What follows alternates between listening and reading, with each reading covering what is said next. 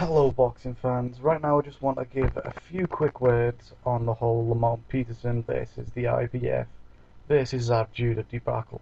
And, one of the greatest stories that you'll ever hear, and it's a good metaphor that can, be really used in almost any situation in life, is that the greatest trick that the devil ever played was convincing man that he doesn't exist.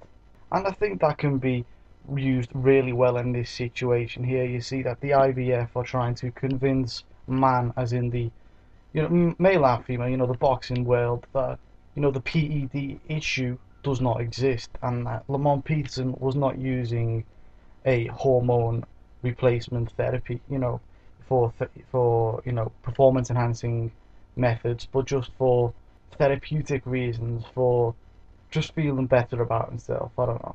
That's what they're trying to tell us. But this is nothing further from the truth.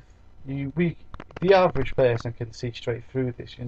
The first thing that you'd look at is what is the difference between performance enhancing and therapeutic. You understand, if it has an effect on your body, it's going to increase your body performance, isn't it? It may increase your recovery time. If the other person's not doing the same thing, then you have a clear advantage. And if you're not telling them about it beforehand and giving them the opportunity to do the same thing, you've got an advantage, you've got a head start, and it's cheating. Simple as it's cheating. It's no different than getting a needle and injecting it into one of your muscles with testosterone. No difference. The only difference is you didn't get caught. That's one of the main differences. Another thing, I'm actually not convinced that Lamont Peterson is as stupid as he looks.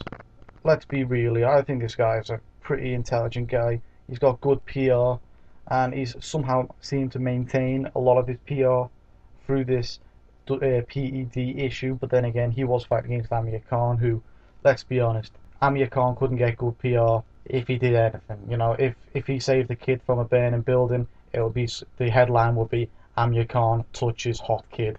That's what it would be. I think Lamont Peterson knew exactly what he was doing. The fact that the doctor gave him this pellet that put in just about enough testosterone to come just under the TE ratio test, that says a lot to me. It says a lot. It's called microdoping. If they were going to do it just normally, why didn't they just say, right, you've got an issue, let's increase your testosterone rate to that of the average person, or that of the average athlete? That would be 1.5, I think. 1.5 on the TE ratio, that would be.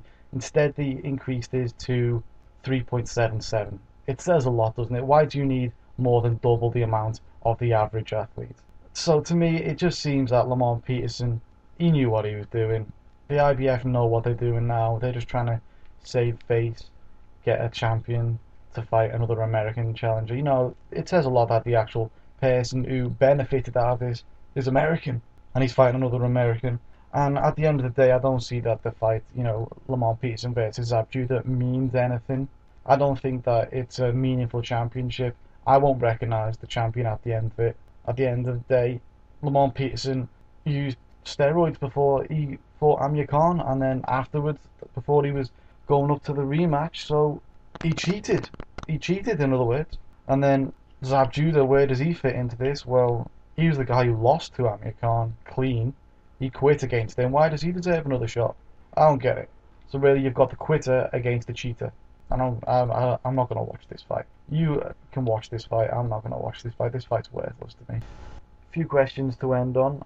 Firstly, what does this mean for the likes of USADA and VADA?